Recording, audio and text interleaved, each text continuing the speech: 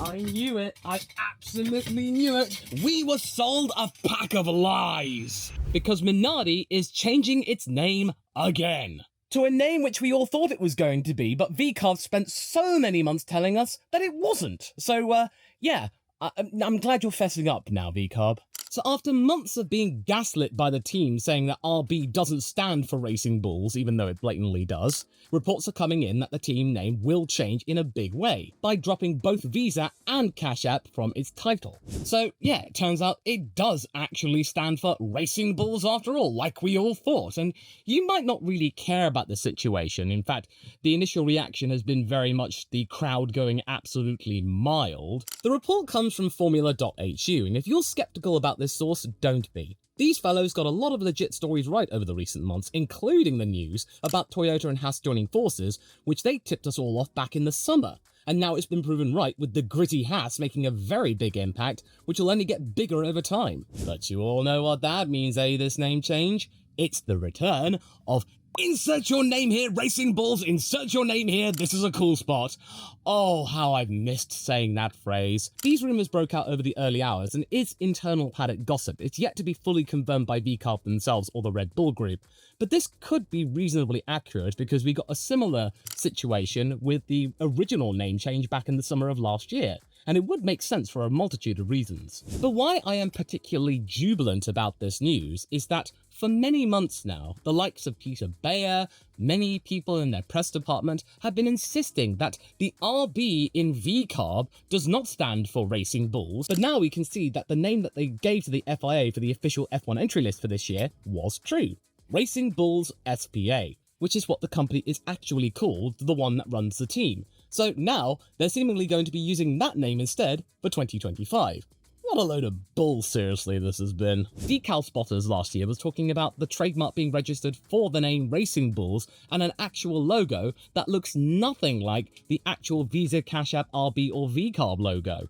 It's something akin to just a monochromatic Red Bull TV logo or something like that, repurposed from that, and then the Racing Bulls font is in the Red Bull actual font. So you think, well, okay, it's not exactly interesting or exciting, but at least it's on brand. And now it's just making me think, well, since there's no internal company to promote like AlphaTauri and there are no big name sponsors to fill in the gap, what's the point of Racing Bulls when you can just go back to Toro Rosso because of the Italian connection? But seriously, the team has been claiming non-stop since January that the RB in their name was not alluding to their business identity, but was a signifier to them being closer to Red Bull in terms of development and cooperation. So basically it was all a bunch of spin.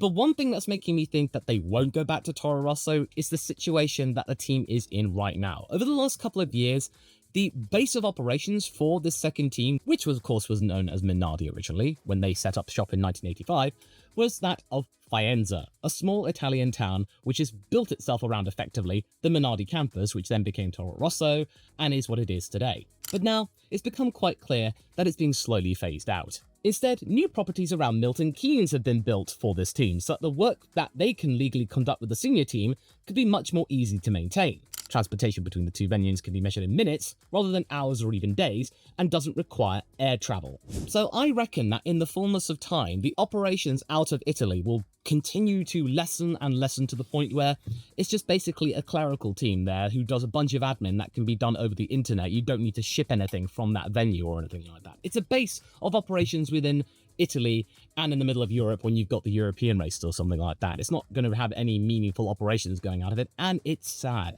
It's going to become a token gesture of the original deal that Dietrich Mateschitz had with Paul Stoddart, who previously owned the team when they were Minardi, and they made the deal in 2005, to ensure that, yeah, okay, you can take over the team, but on the condition that you maintain operations out of Faenza and ensure that people that I have hired maintain their jobs, which for the longest time, as long as Dietrich Mateschitz has been alive, has actually been honoured and maintained. The Toro Rosso name was a nice little nod to the Italian connection.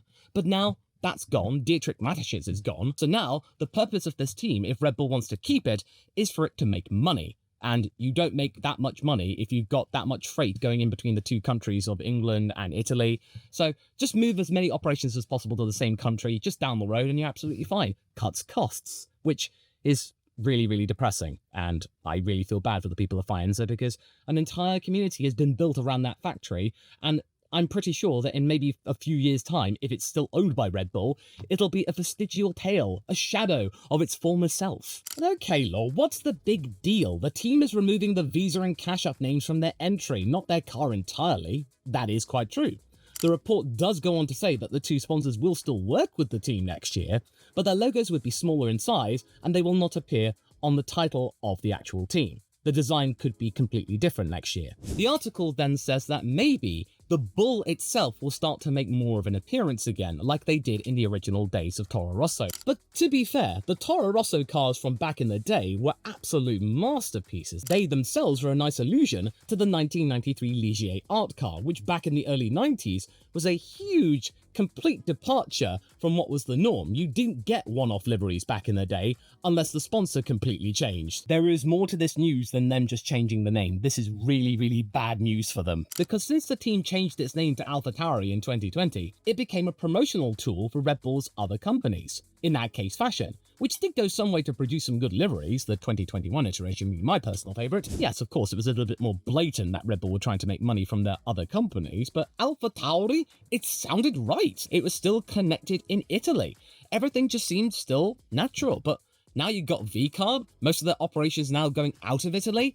It just became an absolute corporate shell of its former self. Just there to play off of nostalgia and to generate a lot of cash off the back of Red Bull's place in the F1 pecking order. And the livery itself, whilst I did like originally as a nod to the 27 era of Toro Rosso design, over time its charm has worn off, and I now only look at it and go, ugh, it's a corporate throwback mixed with college football, what with the random stripe and the sports team number font. There's no cohesion. Ultimately, it didn't really curry much favour or any brand recognition or loyalty in a way. And it really just made it clear that the design didn't really matter. So long as it appealed to the sponsors, they got some nice recognition, and, you know, it kind of looked like the Red Bull family's design, then okay, whatever. That car is there to promote two big names in the fintech sector, financial technology, which is pouring into F1, what with American Express expanding its cooperation, and MasterCard getting into bed with McLaren as perhaps either another major sponsor for them, or finally, them actually getting a title sponsor. Their first since Vodafone exited F1 and gave us this chrome elephant of a McLaren. But now it seems like the Visa Cash App RB era of just 1 year is no more, and we are going to be reverting to a team name which is not trying to promote anything other than Red Bull, which is perfectly reasonable. Racing Bulls, it's fine, it's okay, it's nothing particularly groundbreaking, but at least it's not completely empty. And whilst Visa and Cash App are still knocking around, their financial contribution to the team will probably be much less, and I wouldn't be surprised to see both logos no longer on the Red Bull machine of the RB20 either, because these two big companies promoting a midfield team was quite a bold move, a really, really big one. So I can imagine in that contract there would have been some conditions to say that both Visa and Cash App can have at least some small presence on the main Red Bull machine, because they would have been expecting another dominant year of Max Verstappen completely running roughshod over everybody, and they would have gotten loads and loads of TV time, even if their main car hadn't really been doing so well, even though the expectations for them were really, really solid. They were expecting 5th place in the Constructors. However, that's proven not to be the case, even for the main Red Bull team, because even now, with Red Bull heading for 3rd place in the Constructors, they are no longer Constructors champions, and they are now holding on to the Drivers' Championship just that little bit more precariously with each and every race at the moment. And if Brazil turns out to be favouring the McLaren car, it could get even dicier. So Red Bull will go from being double champions to not winning any of them. And for big sponsors, that might be a call for them to look at other teams for potential TV coverage. And as for VCARB itself, it's unlikely to generate enough momentum to respond to Haas's turnaround, and it might be spending the last few races having to ward off Williams from its own charge, and the potential of Franco Colapinto and Alex Albon as the FW46 somehow finds itself the better car.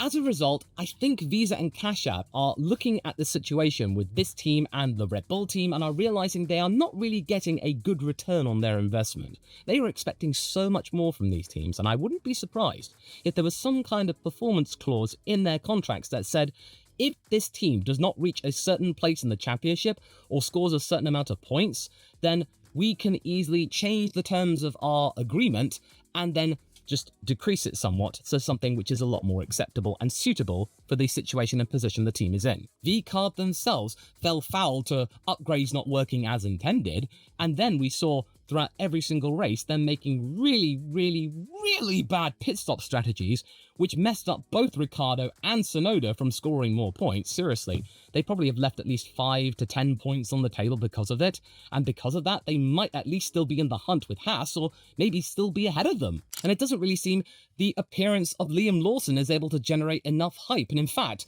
Liam Lawson's first couple of races with them as VCARB have certainly been very impactful. It's gotten a lot of TV time, but maybe not all for the right reasons, as he's trying to find himself. And no, I'm not downing on Liam Lawson or anything like that. He has come out and apologized for his conduct and realized that's not how he should be doing things, but still, annoying the entire Spanish-speaking world by angering all 4 Spanish-speaking drivers, Carlos, Franco, Checo, Fernando, and also the financial loss of having these title sponsors will be absolutely immense for a team of this size. Sure, Visa and Cash App, they are still going to be part of the team in some capacity according to these reports, but they are going to be pulling back quite considerably the amount of money they are willing to contribute to the team's efforts for next year. And as a rule of thumb, teams can expect anything between $25 to $100 million a year from a business who wishes to put their name slap bang next to yours in terms of the team's title. Oracle has a major contract with Red Bull as part of their cooperation,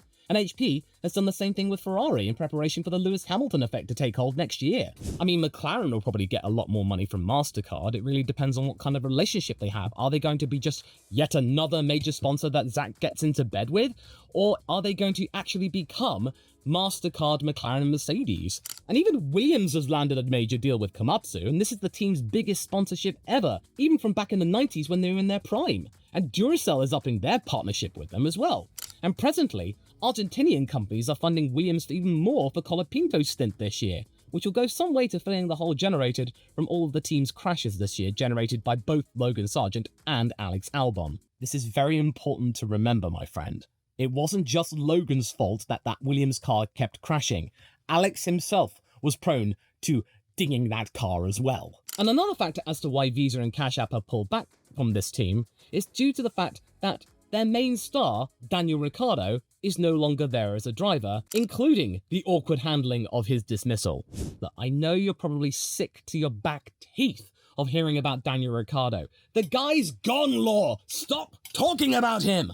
Yes, you are right. He is not in Formula One. Whether or not you like him as a driver, in terms of the impact he has manifested within Formula One since he decided to get into bed with Netflix and partner up with them a lot for Drive to Survive in the beginning, yeah, he's probably one of the most recognizable drivers on the planet. He's probably a major factor in acquiring such a big deal to come to a midfield team, and it looked like a major coup. His influence gets sponsors excited, as he's very media savvy with companies, which is why I'm not really worried about what he's going to do with his future career, if it's outside of motorsport or not, if he goes somewhere else. He'll be absolutely fine, because he'll ingratiate himself wherever he goes. People can't remain mad at him.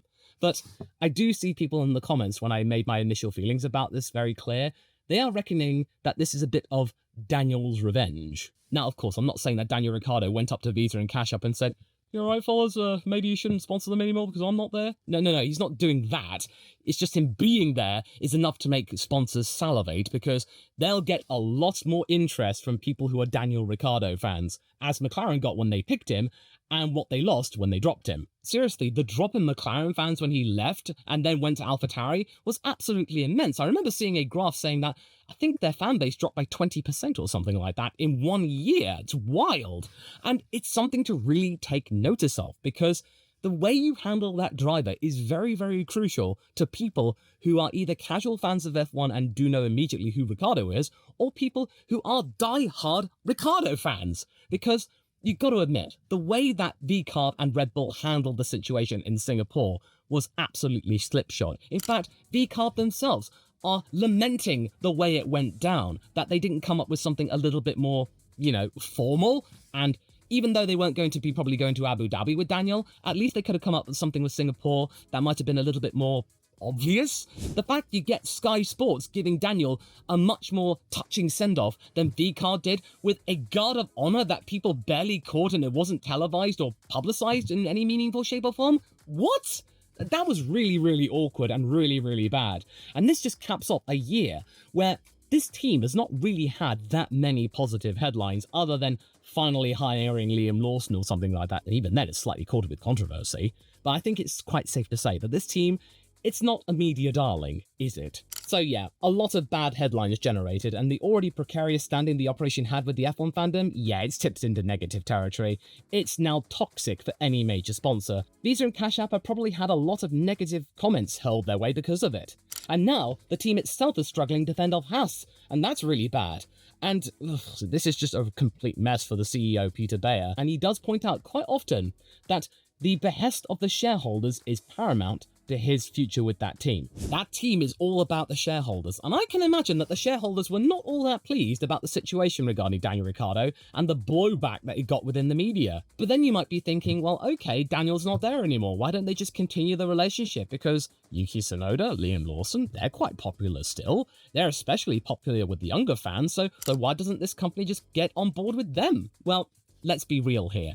Yuki Tsunoda and Liam Lawson, in terms of the wider reach of Formula One, they don't have the same star power as Daniel to pull in big blue chip companies. Sure, they can pull in sponsors of their own, but right now, they don't have any major commercial sponsors backing them. Nothing to the scale of the likes of Visa. And yes, of course, you might be saying, well, what about Yuki Tsunoda? He's backed by Honda. Yeah, that's all very well and good, and that is quite impressive, but he's part of their Honda Academy, and also they are technical partners with Red Bull, and that's about to expire next year, so that's a very fleeting partnership, and I don't think that the star power of Tsunoda and Lawson is going to be enough to fill in the gap for Visa and Cash App to remain where they are as title sponsors. So it seems likely for at least next year, the team is reverting to the identity of a junior team, something which really rubs their CEO up the wrong way, but it's true. The team's job is there to nurture their younger talent. Let's be real. Even though Yuki will now be pushing his mid-20s. So you might be thinking, well, okay, it's horses for courses. They might have lost on maybe $20-30 million from this deal being reduced. Then, okay, surely they can absorb that damage, right? Well, again, a bigger team like Red Bull can maybe take the pain, and they're probably evaluating it with the loss of Telmex for next year. But for a team like VCARB, out of Faenza, and rebuilding themselves around Milton Keynes, this is a very major blow for their future if they wanted to try and invest in the team ready for the potential cost cap increase to $220 million for the new rule set in 2026.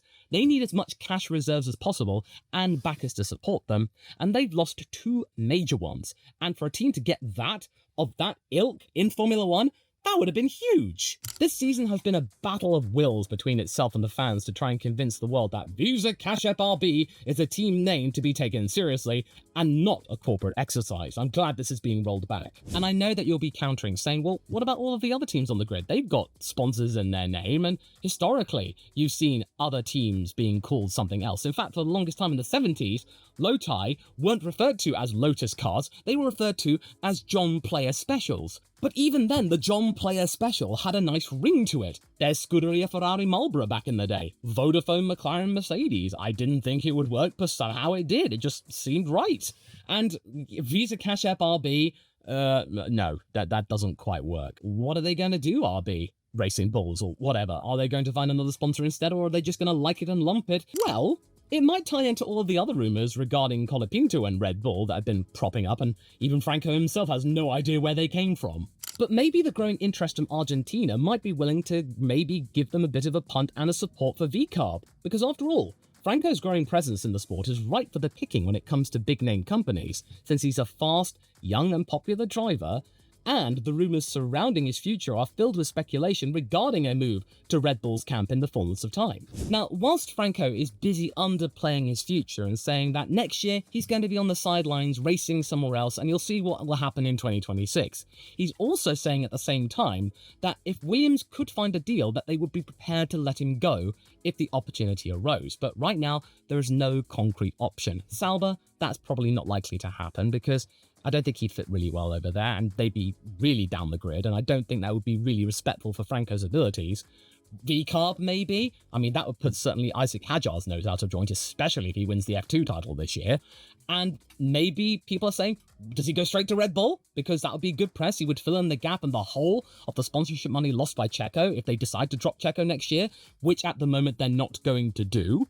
Yeah, there are a lot of opportunities to be had at Red Bull, even though I personally think it might not be the right idea, bringing yet another outsider into the fold, only to maybe then drop them if they don't quite cut the mustard next to Max. In terms of VCARB, he could be a golden opportunity for them to find another major sponsor that might be able to get into bed with him, because you might get maybe Mercado Libre Racing Bulls or something like that, or Globant Racing Bulls or something like that, or maybe a mixture of the two. Two of Franco's major sponsors having a good title sponsorship deal, probably for relatively little cash in comparison to other teams, could be relatively beneficial and profitable for them all concerned. But again, I'm not saying Franco is solely a paid driver. It's just for the fact that Franco has gotten to where he is right now from the backing of the Argentinian people, with them crowdfunding his presence there, him moonlighting as a mechanic as he ingratiated himself into Europe. His story is so compelling. It's just now there are lots of Argentinian companies who want to help him even further